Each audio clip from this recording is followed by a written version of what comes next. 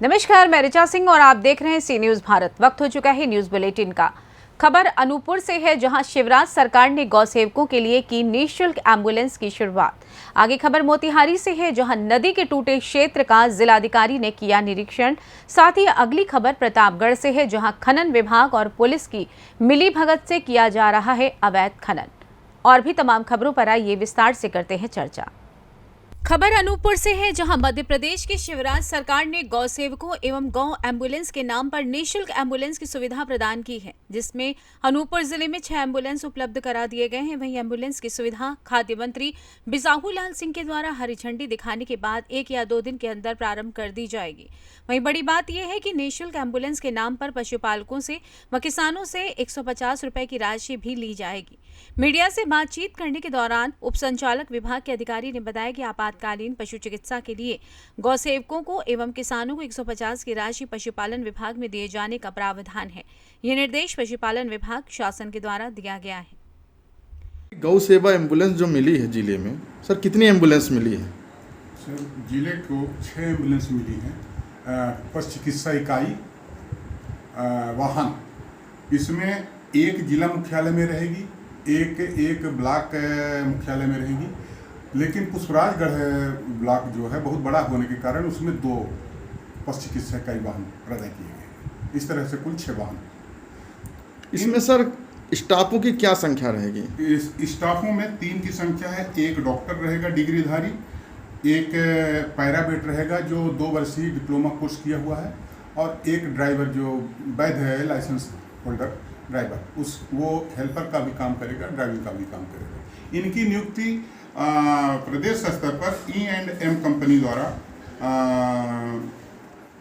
Tender call करके ये हुआ है। उस कंपनी को दिया गया है टेंडर, उनके माध्यम से नियुक्ति हुई है।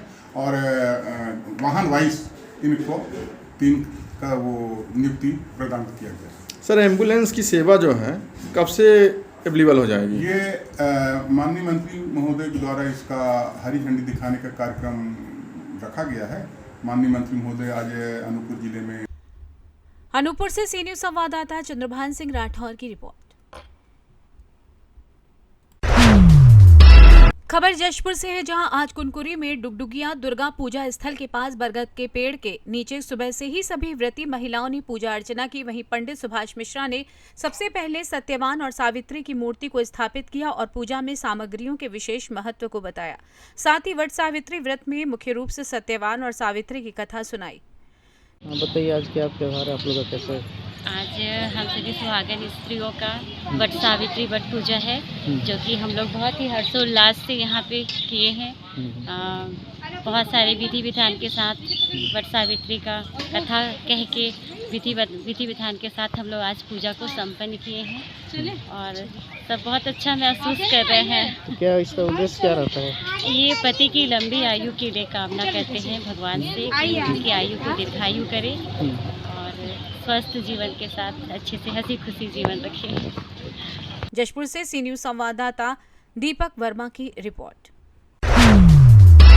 खबर मोतिहारी से है, जहां पताही प्रखंड क्षेत्र के बागमती एवं लाल बकैया नदी के देवापुर से बेलवा घाट तक नदी के टूटे क्षेत्र का जिलाधिकारी सौरव जोरवाल ने गुरुवार को निरीक्षण किया। निरीक्षण के दौरान डीएम ने बाढ़ के समय इस नदी से निकलने वाली पानी से प्रखंड के गांव में होने वाली क्षति के बारे में एसडीओ कुमार रविंद्र से जानकारी ली एवं संभावित बाढ़ को लेकर तैयारी के निर्देश दिए।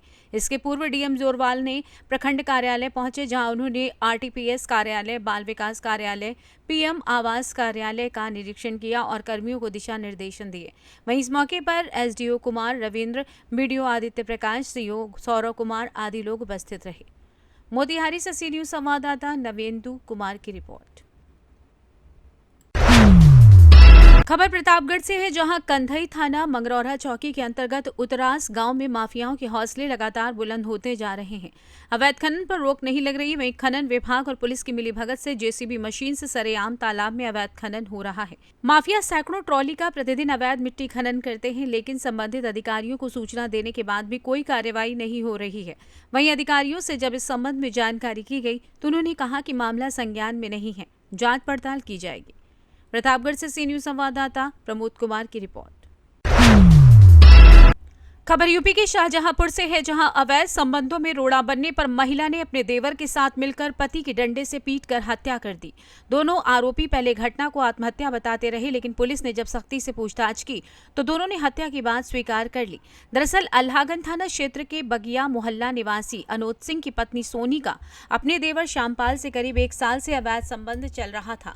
अनोज को जब इसकी जानकारी हुई तो उसने अपनी पत्नी व भाई को कई बार समझाया, लेकिन उसके बाद भी वो नहीं माने। वहीं गुरुवार को सोनी का अपने पति से विवाद हुआ तो उसने डंडे से उस पर प्रहार कर दिया। श्यामपाल ने भी अपने भाई की पिटाई कर दी, जिससे अनोज की मौत हो गई। घटना को अंजाम देने के बाद दोनों शराब के नशे में अनोज की आत्महत्या करने की बात कह रहे थे। शरीर पर चोट के निशान होने की जानकारी होने पर एसपी भी मौके पर पहुंच गए। कड़ाई से पूछताछ करने पर दोनों ने सच्चाई बताई, जिसके बाद पुलिस ने दोनों आरोपियों को जेल भेज दिया है। थाना अल्लाहगंज में कस्बा अल्लाहगंज में सूचना प्राप्त हुई थी कि आज सुबह अनुज नामक व्यक्ति उसकी बॉडी उसके घर पे रक्त रंजित हालत में है और उसकी पत्नी द्वारा सूचना दी गई थी। प्रमा फैसा ये बताया गया उसके द्वारा कि रात में 2 बजे वो कहीं से लौटा था और इसी लहूलुहान हालत में था, जिसके चेहरे पे काफ़ी चोट के निशान थे और उसके बाद उसको खटिए पे लिटाया गया, लेकिन थोड़ी देर में ही उसने दम तोड़ दिया।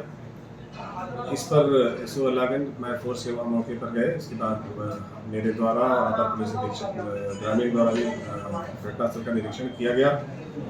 प्रथम दृष्टया ये प्रतीत हो रहा था कि ये जो बताया जा रहा है इसमें कुछ संदिग्धता है, जो कि उसके मोटरसाइकिल जहाँ खड़ी थी वहाँ से लेके और जहाँ पे चारपाई पे उसकी बॉडी थी वहाँ बीच में कहीं कोई रक्त के निशान नहीं थे और इसके अलावा ये भी दिख रहा था कि उस हालत में कोई व्यक्ति अकेले मोटरसाइकिल चलाकर कहीं से भी वहाँ घर तक नहीं पहुँच सकता। तो इसके बाद कड़ाई से जब पूछताछ हुई तो उसकी पत्नी सोनी, जिसका नाम है, उसके द्वारा इस हत्या को कारित करना स्वीकार किया गया और अपने देवर, जिसका नाम श्यामपाल है, उसके साथ ये घटना उसके द्वारा कारित की गई। इसके लिए पहले से इनके द्वारा योजना बनी थी, इनके आपस में अवैध संबंध थे और ये जो मृतक है अनुज, ये बाहर 3 महीने के लिए गया हुआ था और ये मिस्त्री का काम करता था, मैकेनिक का। तो इनके द्वारा 3:30 बजे कल ये जो देवर है उसने नशे की गोलियां ली उसी कस्बे से और चूहे मारने वाली दवा ली। पत्नी, जो मृतक की पत्नी है सोनी, उसने शाम को उससे आटा गूंथा जिसमें ये चीज़ें मिला दी और इसको मृतक को खिलाया 7:30 बजे। और इसके बाद जब वो सो गया तो रात को इनके द्वारा उसका गला पहले दबाया गया, उसके बाद फिर डंडों से उसकी मुंह पर वार किया गया, जिससे वो चोटें दिखाई पड़ रही थी। इस पर जो तहरीर दी गई है, तहरीर के आधार पर अभियोग पंजीकृत कर लिया गया है। दोनों अभियुक्त गिरफ्तार कर लिए गए हैं और इनको जेल रवाना किया जा रहा है। जो गूथा हुआ आटा है और इसके अलावा जो इसके जो रैपर्स हैं, जो नशे की गोलियाँ दी गई थी वो, और कुछ ग्लासेस थे जिसमें साइंटिफिक एविडेंसेस कलेक्ट किए गए हैं और इनको भी नियमानुसार इनकी जांच परीक्षण कराकर और विवेचना में शामिल। शाहजहांपुर से सी न्यूज़ संवाददाता राजू यादव की रिपोर्ट।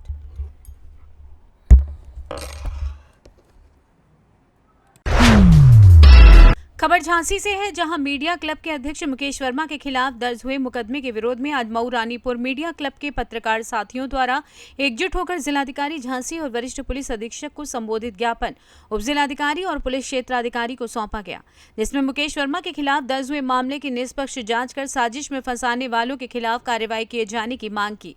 ऐसे में आइए जानते हैं कि पत्रकार गिरवर सिंह, पत्रकार रवि परिहार ने क्या कुछ कहा। क्या नाम है आपका? गिरवर सिंह। आज आप यहाँ पर आए हैं कि क्या समस्या है आपकी? हमारे जिला अध्यक्ष हैं मीडिया क्लब के मुकेश वर्मा जी, उनके खिलाफ फर्जी तरीके से जो मुकदमा लिखाया गया है उसके विरोध में हम लोग ज्ञापन देने आए एसडीएम को और क्षेत्राधिकारी को। अगर उनके खिलाफ जी मुकदमा की जांच करके और नहीं काटा जाता है तो हम लोग मजबूर होकर सड़क पर उतरेंगे और आंदोलन करेंगे। क्या नाम है आपका? जी, हमारा नाम रवि परिहार है और हमारी जो आज समस्या है वो ये है कि हमारे पत्रकार साथी हैं झांसी मीडिया क्लब के अध्यक्ष मुकेश वर्मा। विगत दिनों झांसी में उनके खिलाफ एक षड्यंत्र के तहत एक फर्जी मुकदमा लगाया गया है, जिसमें ना ही उनके द्वारा किसी तरीके का कोई जो आरोपी है जिन्होंने आरोप लगाया है उससे कोई संबंध है, ना ही उनसे कोई बातचीत है। फिर भी एक कूट रचित तरीके से उनके खिलाफ 386 का मामला दर्ज कर लिया गया है, जो कहीं ना कहीं गलत है और इसकी हम सभी झांसी मीडिया क्लब के पत्रकार जो अध्यक्ष है मुकेश वर्मा उनके साथ खड़े हुए हैं और उनके समर्थन में आज हम लोगों ने मऊरानीपुर उपजिलाधिकारी इंद्रकांत द्विवेदी और पुलिस क्षेत्राधिकारी स्नेहा जी को ज्ञापन दिया है और ज्ञापन के माध्यम से हम लोगों ने मांग की है कि झांसी के वरिष्ठ पुलिस अधीक्षक और जिलाधिकारी महोदय कृपया मामले को संज्ञान में लें और पूरे मामले की निष्पक्ष जांच करें और जांच कर कानूनी कार्रवाई करें और जिस तरीके से उनके ऊपर जो झूठे आरोप लगे हैं उनके खिलाफ जो इन्होंने आरोप लगाए उनके खिलाफ भी कार्रवाई की जाए। अगर मुकदमा वापस नहीं लिया जाता है तो आप क्या वो करेंगे, आंदोलन करेंगे? देखिए कुल मिलाकर जिस तरीके से अभी हम लोग शांतिपूर्ण ढंग से जो न्याय तरीका है उस तरीके से शासन प्रशासन से अपनी मांग कर रहे हैं और अगर फिर भी हमारी मांगें पूरी नहीं होती और निष्पक्ष जांच नहीं होती है, जिस तरीके से मुकेश वर्मा को फर्जी फंसाया गया है